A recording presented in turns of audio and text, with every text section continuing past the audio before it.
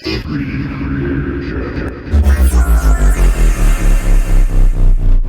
you're considering buying a Creality K1 series printer, you'll want to stay tuned. I bought my K1 day one of availability a year ago, and this is my 1 year long-term review where I'll share my thoughts and experiences on the many great and very few not great aspects of this experience.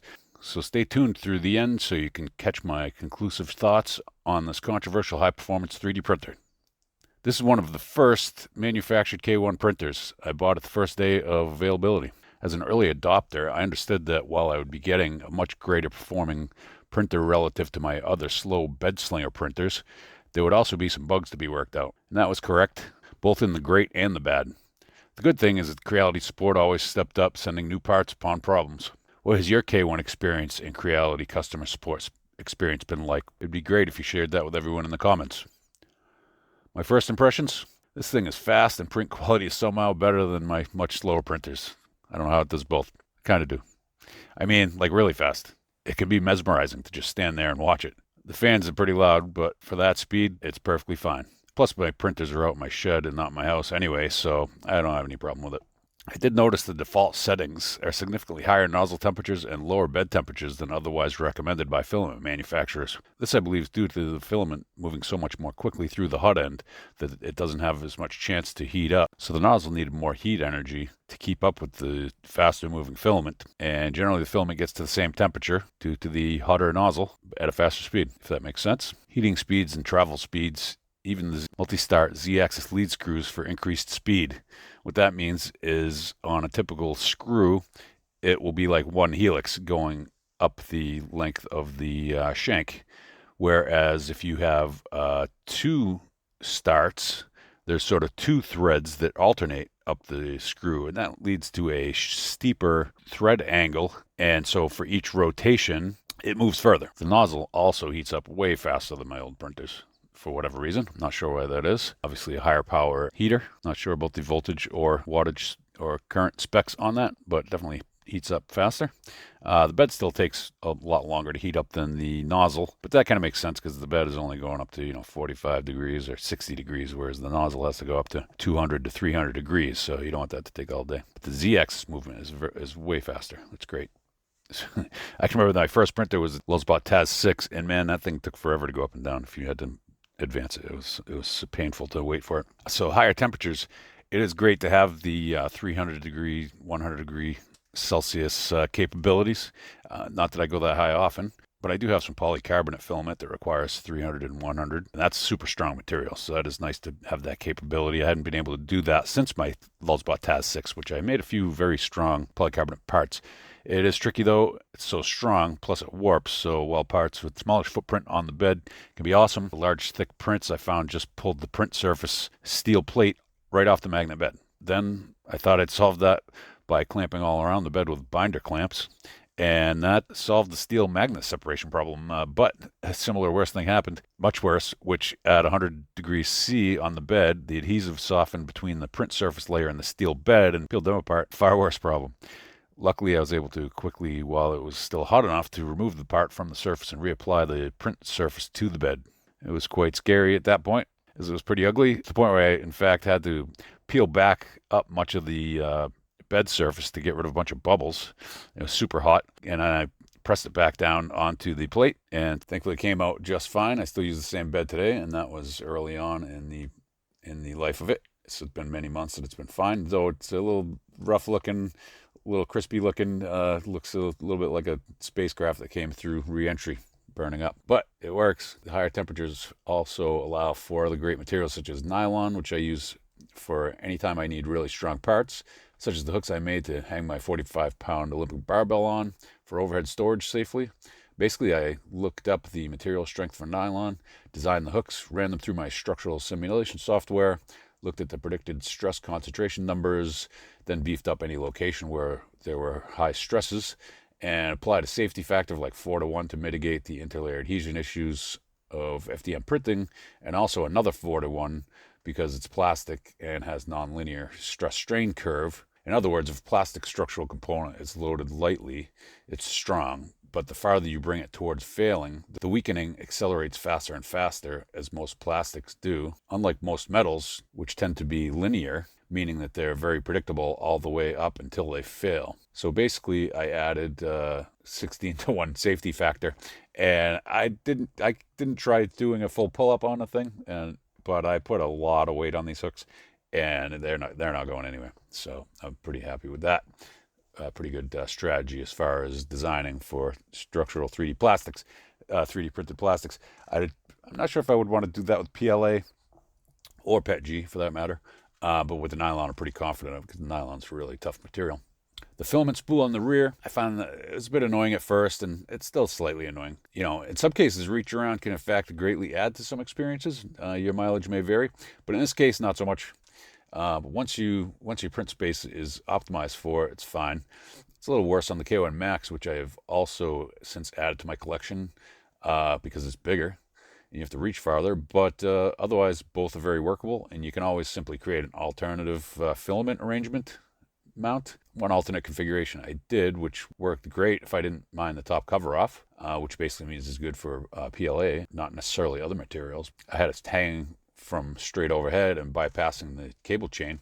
It was great, really. It's working fine though still to this day. I mostly print with the spool on the rear through the guide tube in the cable chain, and it still does a great job unless I mess something up. The print bed and included plastic spatula. Print bed is very nice, untextured, smooth surface, and with the included plastic spatula to not damage it, I find this to be an excellent combination. And it seems like a no-brainer design now, but the bed locating screw heads in the rear of the build plate lining up with notches in the build plate are great for quickly dropping the plate onto the exact correct position. The flobbery feet, I call them, so they're vibration isolators as feet. Very minor annoyance with an easy, good solution is these soft, rubbery vibration isolation feet that just slip on, and there's no real hard attachment, and so they just slip off annoyingly if you try to lift or slide the printer. My solution to this is to just apply some of the glue stick that I already have right on hand there that I use in the print bed, and just apply some glue stick to the nubs that the feet fit over, and that's enough to have them not fall off. I lift the printer to move it a little bit. Problem solved. Still on the original heat sink and print head other than the extruder and heater nozzle, and this while being entirely my own fault. Thinking some PLA was some ASA, I severely cooked and packed PLA through the entire print head for like 2 hours before I realized the extreme level of stupidity in which I had acted. It took me hours to get that mess cleaned up. I had to take it all apart, clean it out, get the heat break out of the heat sink. It was a rough one, but I was able to salvage and reuse every part, and so that's a testament to the serviceability of the print head components. Later factory improvements from the original early release units, such as mine, firmware made a huge difference. One day, no, 2 times near each other, the nozzle plunged right into the bed, gouging it pretty good. The good thing about that is I contacted Creality customer service, and they quickly sent me a new print bed for free, and arrived in less than a week. Also, there was sometimes under extrusion very early on, which was a combination of firmware and a weak extruder, like structurally weak extruder, and also heat creep, I believe. But they very quickly remedied both, and I think it's never been an issue since, cranking out great parts of any size from any material. More on the extruder. They upgraded the extruder to ensure it's strong enough for the job, and they succeeded. It's always just works great now. If you look at the old versus new extruders side by side, you can see the differences. They also added an insulating gasket, a thermally insulating gasket, to keep excess heat out of the extruder, which also helps by not softening various things. And the gasket looks to me to be G10, also known as Creality, which I believe is a fiberglass-based material, which they use sometimes for circuit boards, both for its strength and heat transfer resistance, because fiberglass has low thermal conductivity, and is why they use it for, among other things, higher temperature rated magnet wire insulation. So anyway, so this G10, it comes in sheets, like you can order from McMaster.com or wherever. It's usually yellow, but I think there's other sheets available, other colors available. But I've always seen it in yellow, and the piece in the Creality is yellow, very thin, a lot thinner than I had ever seen. But I think it gets the job done. They're basically structural panels that are very heat resistant. Um, but anyway, so the heater, they also made some improvements over the earlier heater design. I don't remember exactly. I think basically, yeah, they changed the thermistor mount and just sort of how they held the thing together. But I think the big thing was the thermistor mount on the heater. But that was definitely improved over earlier designs too. I remember seeing very early on a few people where it broke right off. I don't know if it was at the nozzle or the heat break, um, but that may have been part of the improvement because the heater, it's a module. It's got the heater and the nozzle and the heat break all built into one. It's like a cylindrical heater. It's different than the old style cartridge heaters that the bedslingers used to use, like on what they call it, the V6 hot end. It's good design. Um, it's different than the Bamboo Labs stuff. The Bamboo Labs stuff, or at least some of them, have like a little square heater. I'm not sure which is better, but these ones tend to work fine. Like I say, heats up super fast. The throughput to the nozzles is super fast from what I'm used to, and so it's a perfectly fine design on the K1s. Creality customer service, nearly always great. A bit of a language barrier, so be concise. Don't try to have a detailed conversation with them because they're just going to ignore it. They just want to see just the facts, ma'am. Nearly always great customer service, though a bit of a language barrier, and you have to send proof of purchase, uh, and pictures of your failure. But otherwise, every failure I've had, they've promptly sent me free replacement parts under warranty very quickly, always received in a week or less. For the quickest service, though, follow my instructions in my video about that. Basically, when you first contact, be polite, concise, include a picture of the failure, a screenshot of your proof of purchase receipt, and a picture of the serial number on the back, and a brief description of the failure and what you did. Maybe rule some things out. If it's simple, keep it simple. And they'll basically ship free parts right out to you with no back and forth if you're thorough. If you're not thorough, if you just say, hey, I had a problem, they're going to ask you questions and they're going to say, take pictures of this, take pictures of the failure, and send you proof of purchase. And so that's why I say so then it's going to take you an extra week of back and forth. So it's going to take you 2 weeks to get your parts. So if you want quick parts, just cover all those things right up front in your first message and be concise and be polite. And they'll likely just say, okay, parts are on the way. Really, I've had plenty of stuff that I got through them that way. Because like I said, I did buy one of the first K1s. So, they sent me new heaters multiple times. They've sent me new print bed surface. They sent me multiple new extruders, because I think there were like 3 different extruder changes or something like that. But anyway, so plenty of times I've had them send me. Plus, I've had multiple of their machines too. So I'm pretty happy with their customer service for the most part. Not always perfect, but very good. The serviceability of this printer, it's mostly pretty easy to work on, as anytime you have tiny screws in not the most accessible places, it can be annoying. But after you've had it apart a few times and get to know all the parts and fasteners, you can make pretty quick work of it, meaning, breaking it down and putting it back together. I also recommend adding grips to the tiny hex key wrenches. I don't know about you, but in my fingers, these tiny little hex key wrenches are tricky to control precisely. And so I designed and printed some a while back. They worked pretty well. It sort of made like grips a little bigger, maybe the diameter of a Sharpie, somewhere between a Sharpie and a pencil.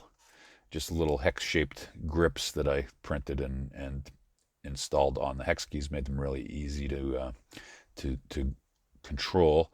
And I never perfected the designs. I was going to put them up for download, but I never finished the designs. I just kind of made them good enough for my use and never did anything more with them other than use them. But maybe I should finish those up and put them up for download. Let me know in the comments if you would like them, and maybe I'll be inspired to do that. K1's a bit easier than the K1 Max to service the print head, because the K1 Max has the AI module on the side, and you have to take the AI module off to get at the screws to take the cover off, and so it just makes it that much more annoying. And especially dealing with tiny screws, you can't really use like power tools.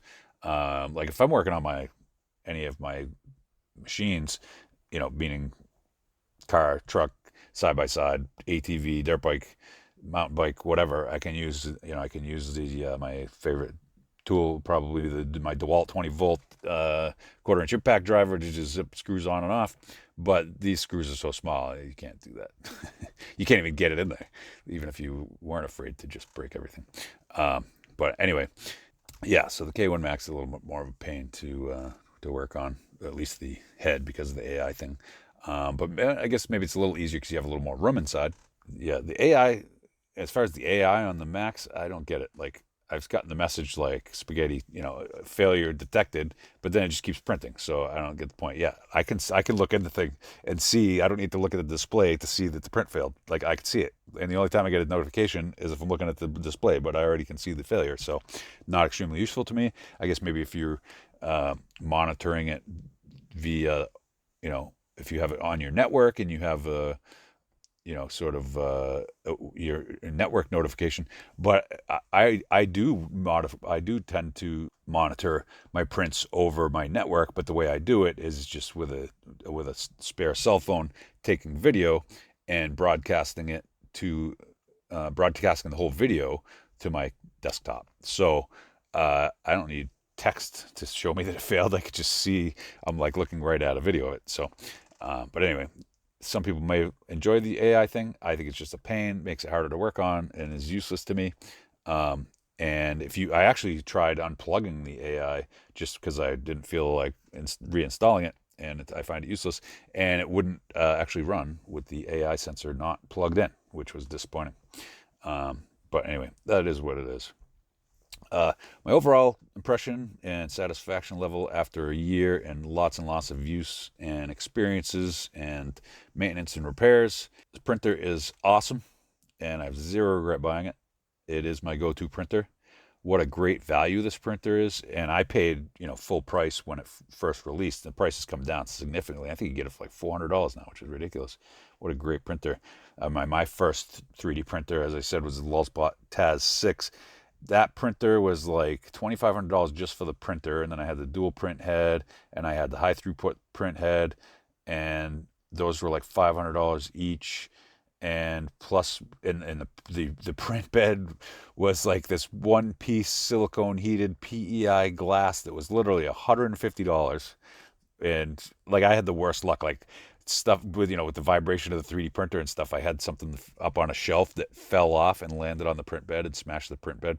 And so I was like, oh man. So then I had to replace the print bed. I think one time the nozzle crashed into the print bed and smashed the glass. So I had to replace it. And then another time something else happened. And then I bought you could get a two-piece, which was the glass was separate and the heater was separate, which was better. But still, all in, I bet I was in that printer for $4,000, and it was so unreliable. It was ridiculous. It would always fail to auto level, and you couldn't print if you didn't auto level it. And oh my god, it was a nightmare. But that was so $4,000 for that. Whereas I'm into my K1 Max, so much better a printer, is $600. I think I paid. Maybe it was $700. I don't know. I bought it for Black Friday. And the K1 is just what a great value. And it's funny, you see people complaining about the quality of the K1 or whatever. It's like, man, you try buying a printer, 5 years ago, or I should say like 7 years ago. It's probably when I bought mine, my first one. And I mean, if you wanted any good features, the stuff was expensive. And now, I mean, you get K1 Max for under $1,000. Well under $1,000. It's what a ridiculous bargain. Anyway, a little sidetrack there. But yes, the printer's awesome. Zero regrets. It's my go-to printer. I liked it so much I had the K1 Max last Black Friday. And so now I have two K1s, which is super convenient, whether simply for having two different materials loaded depending on the project, or even if one is down for maintenance or repair, plus the bonus of the hardened print head parts on the Max for printing abrasive filaments such as carbon fiber filled, in my case, nylon, or you could get PLA or whatever. I haven't tried that. Or glow-in-the-dark filaments, also abrasive, so it's good to have the hardened stuff. So I tend to just keep the carbon-filled nylon loaded up in the Max, and usually PLA these days in the K1. But of course, I can easily switch any of them out. So that's about it for my my 1 year long term use, as my primary printer being the Creality K1. Very happy with it. And so thanks for watching. And I hope you enjoyed this video and found it informative. And if so, then please tell why in the comments. Spike the like, surf the subscribe, dare to share, bop the bell, be well, and always remember, skaters, back check, forecheck, paycheck on the ice and in real life. Take care.